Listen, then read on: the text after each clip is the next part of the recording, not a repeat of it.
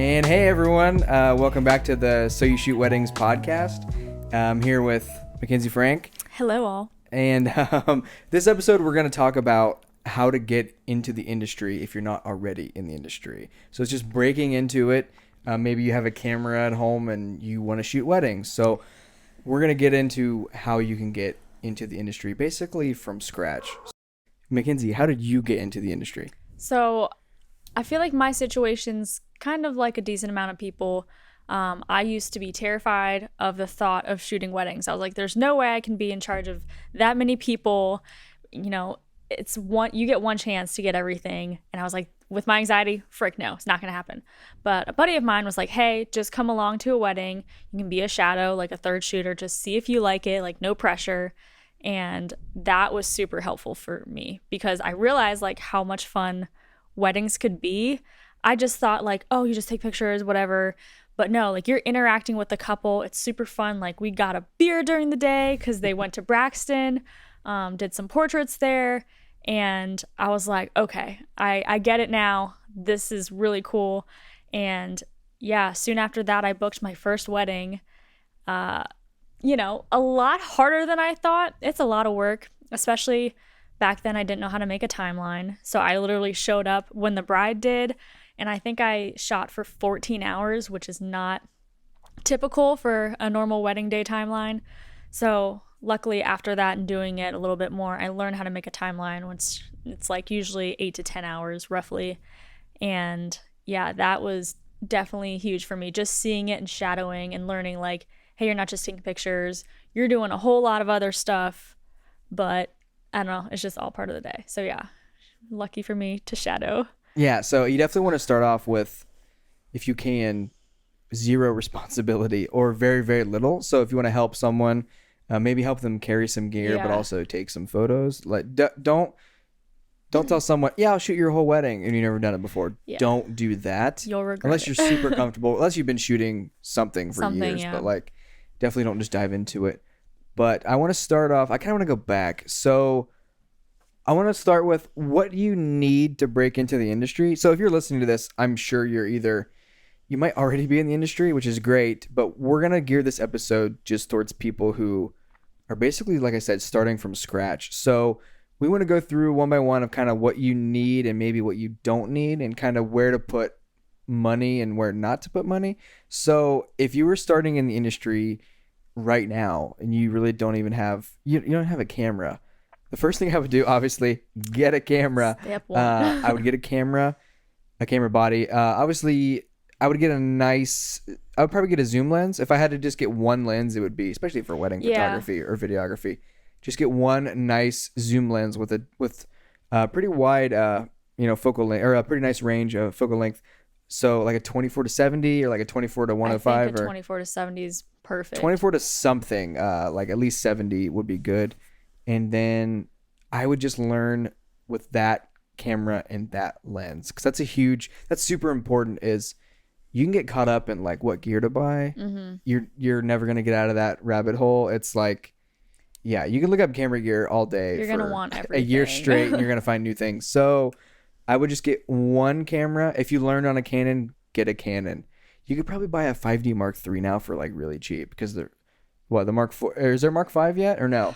But like Canon's going mirrorless. Nikon, yeah, so Canon's going mirrorless. Yeah, you're right. Canon's going mirrorless really hard. So like, just get a cheaper used body, honestly, if money's an issue. But know how to use it. Yeah. And I would say try to shoot manually. A lot of people shoot everything auto, and I feel like once you get in that bad habit of auto, like it's so hard to go to manual because you have to learn how to do everything, and especially a wedding day, you need to switch your settings fast. So manual, I always tell people. Yeah. It's hard, but not even manual focus also, but manual exposure too. Well, I'm talking like shutter, ISO. Yeah, manual f-stop. Exposure, yeah. Since I shoot photo, I'm autofocus, You're probably a little different with video. I'll do autofocus sometimes, but it's a lot of manual. Okay, yeah. At the end of the day, whatever's easiest for you. If you mastered the autofocus, go for it. But like, if you can master manual focus, then you know what I'm saying? Well, that's amazing. Obviously, it's harder, but like to do things manually. But definitely, I think you said autofocus. I think you meant Did you mean auto exposure or autofocus? Focus. Okay, so So both. like if I'm taking a picture of that camera, it'll like focus on that Okay. camera. Yeah. And then I added like manual exposure too. Yeah. Okay. I'm yeah. saying like don't put the camera on A for auto. You just, you know what I'm saying? Yeah. It's just going to do it's automatic. It's like taking a picture with your phone. Well, because each setting like changes how the picture turns up. Like if you're Yeah. shooting a couple at 1.8, you're gonna get that nice like blurry background and separation. But if you're shooting them at f10, it's just gonna be like one flat image. So And learn your stuff. yeah. And I guess we're kind of assuming that if you're listening to this, you know what ISO and And if you shutter speed don't, mentor session. yeah. Well, if and you we'll don't, teach ya. yeah, like you should learn that first. But like, that's a good way to learn camera settings, is to have a camera versus, you know, just learning on like a YouTube video, or there's a million articles about shutter speed and aperture, I'm sure. But like, just get one camera and one lens, or heck, if you already have all that gear, just master a couple. So, you know what I'm saying? Don't be like, oh yeah, this camera's nice, but I want to get this other one. It's better. Like, as long as you master that camera, because I have a camera, I have a couple of cameras that are a couple years old, and I'm super happy with them because like I know them so well. I shoot Sony, but like, you know, whether you shoot Nikon or Fuji or Blackmagic or, you know, Canon, it doesn't matter. Just master that, because some of the best photographers and videographers in the world, they all shoot different things. It doesn't matter what they shoot, and they'll tell you. Yeah. It doesn't really matter the brand. It's like Coke and Pepsi. It's like people like Pepsi, people like Coke. It doesn't matter. Definitely a No one's really preference, yeah. wrong. It's all subjective. So, but just learn one and you're good there. What's the next thing you think you need after you get a camera and a lens and you kind of mastered it? Well, going back to the lenses real quick, when you said the 24-70, that's awesome because it's very good for portraits, but then you can also like shoot wide and get family or like a nice landscape. So that's It'll important. keep you from changing lenses 30 times during Yeah. the day, which is, I mean, that's what a zoom lens is for basically. But like, yeah, it's definitely good to master that Yeah. for sure. And like he said, it's obviously nicer to only have one lens on because I've shot weddings when I only had a camera and I would be switching like, hold on, give me a second, Yeah. drop the lens, like get dust in my sensor.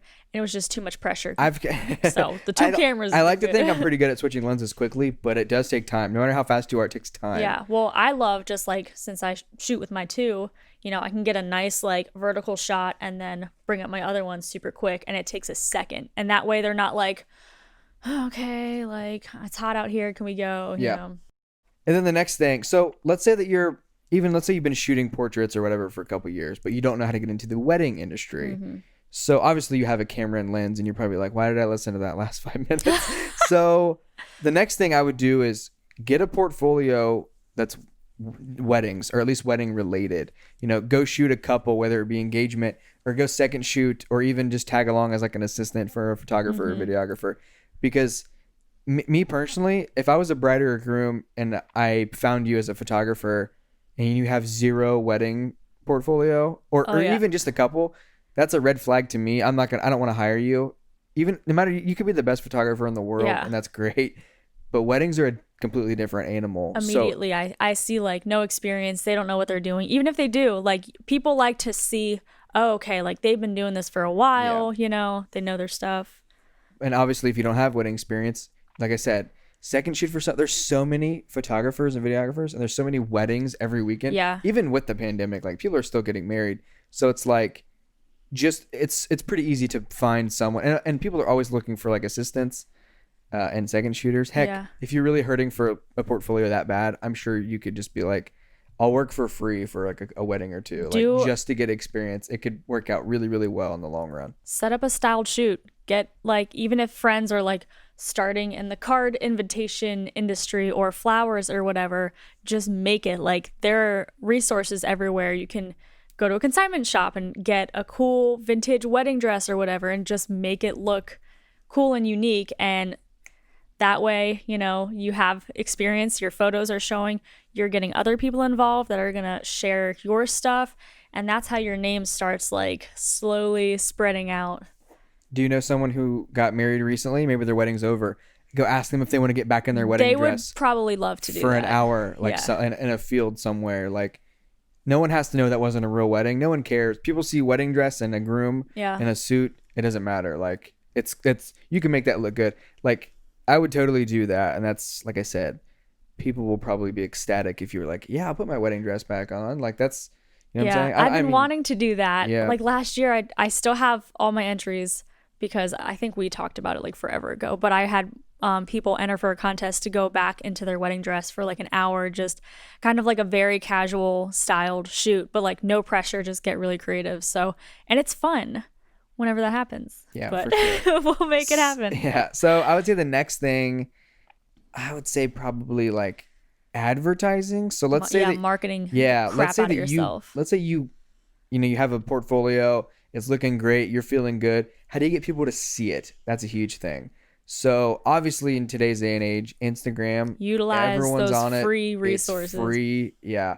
Get on Instagram, tag the couples if you post, tag the venue, tag the other photographer, tag the other videographer, whatever one you are, tag the opposite one. Makeup Like, artist, gown, whoever yeah, did that, tag the suit, flower. brewery if Yeah. they have beer Yeah. there. Like, They love to share that stuff always. Like yeah. people are always asking, "Hey, is it cool if I use this?" Yes. And then, that goes off to their audience too, which might be totally different than yours, and now you're attracting all these new people. Definitely. I would do that. If you want to get a Facebook page, go for it. I would definitely get a website. That's a Yeah. big one. And I think people think it's like a lot of work to get a website. It's really not, especially today's day and age. Like, I know a lot of people where I'll ask about the photographer for a wedding I'm shooting, and they'll say, "Oh, it's so and so photography," and I'm like, "Okay." So I Google them. I always Google every photographer just because I'm curious. And sometimes a website, it's pretty rare, but sometimes a website doesn't come up, and it's just a Facebook Okay. page. Yeah, I've had that happen a couple of times. And it just sort of tells me as a vendor, oh, well, they probably don't take their business that Yeah. serious if they don't even have a They're website. not legit enough, Yeah. which again doesn't mean anything, but like from the outside looking in, you're like, where's your website? Like, Yeah. why don't you have a way to contact you and to show off your work and all that good Especially stuff? since websites, they're not expensive. They're Like, not.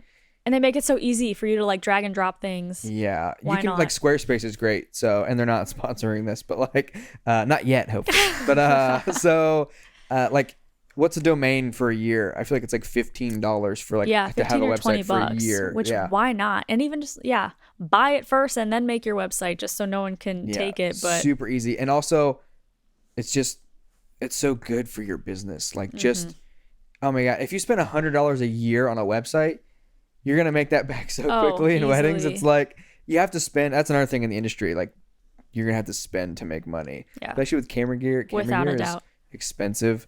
Obviously, I mean, if you're listening to this, you probably have some camera gear, but like, don't get super caught up in having the latest stuff.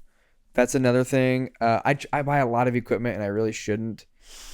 Just master what you have, and don't be afraid to keep it. Because if you chase technology, you're gonna lose. Because there's new technology every day. There's something new. If you get a brand new camera today, 3 months from now, there's gonna be something that's a little bit better. So just get something that's good for you.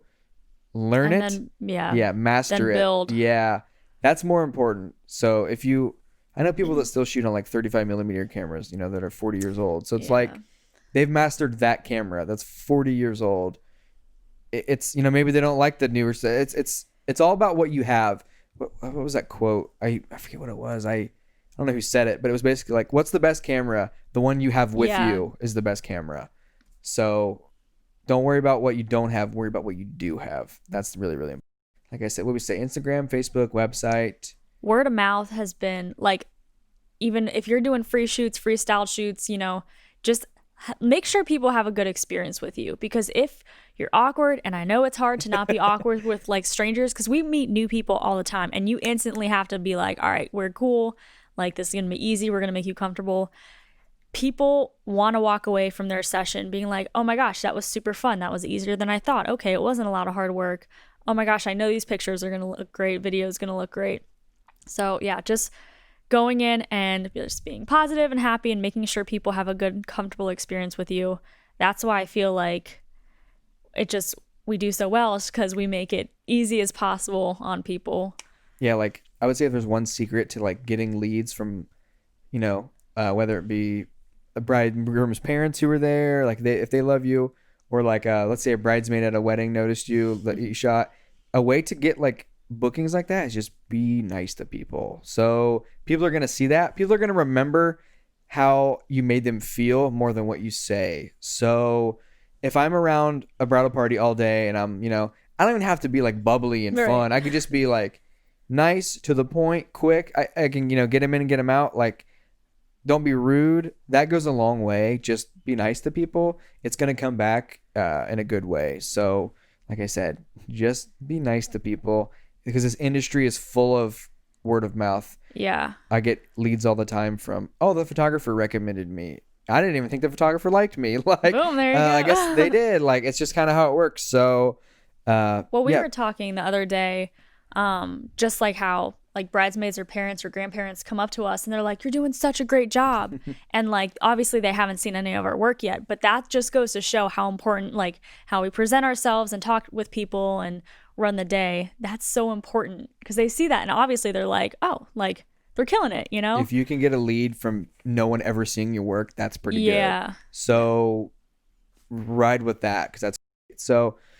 Yeah, I mean, that's like a really good way to put it. Is like, they haven't even seen my work and they're, hey, you did a great job. Do you want to shoot?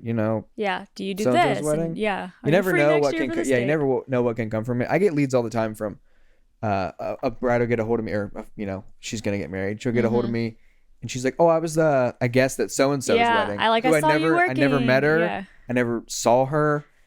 But she saw me and apparently was like, oh yeah, like I like the way he does this, or he really seemed like he knew what he was doing. I saw the video. You never know who's watching. That's another thing at a wedding. So act like you're always on camera, basically. Not that we would do anything sketchy, but just be like cognizant of the people around you and that people are looking at you and there's phones and everything. So yeah, I think that's important. I think what people like about you is you're just so easy to work with, and like, I don't know, it's not a whole in-your-face production, but you still manage to get these like killer shots. Thanks. Talent. So, what I like to do personally, and I guess we're going a little off topic, but like what I do to, like, when I first got in the industry, I remember I was like super fly on the wall, and then I realized really quickly that I wasn't getting the shots that I wanted because I was so timid. I was basically like, I'm just a videographer. What do I know? And I would let the photographer do everything. And they probably love that. But like, then I realized really quickly, oh, I'm missing out on a bunch of good shots because I'm just timid and I just want to be a fly on the wall. Don't want to bother anyone. Whereas in reality, photo and video should work together. Yeah. We're on the same team. We do different things. We do really similar things, but they're different. And like, it's funny too, because a lot of people think, oh, photographers and videographers, they hate each other. That's not true. Some people probably do, but like it's like we're with each other all day. Yeah.